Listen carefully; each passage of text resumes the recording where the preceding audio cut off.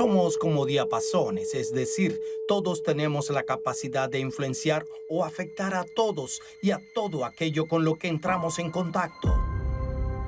¿Hay alguna forma de sintonizarnos con el plan cósmico para que estemos más inclinados a emprender el viaje del héroe?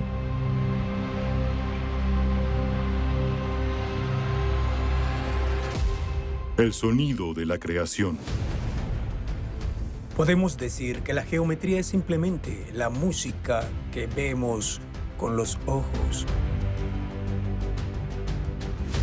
Hay 3 veces más conexiones entre los oídos y el cerebro que entre los ojos y el cerebro.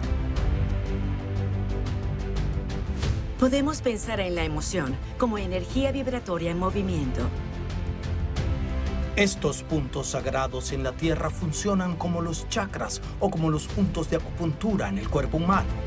Hace miles de años, la Tierra estaba en un estado vibracional distinto al de hoy en día.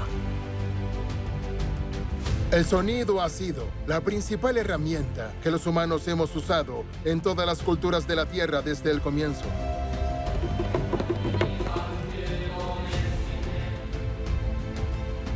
Los antiguos místicos decían que podían oír los sonidos de los planetas.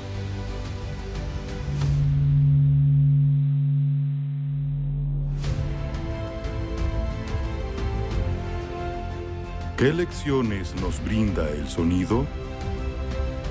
¿Cómo elevamos nuestra vibración? Entender la realidad a un nivel más profundo. Esa es la clave de la evolución de la conciencia y la espiritualidad.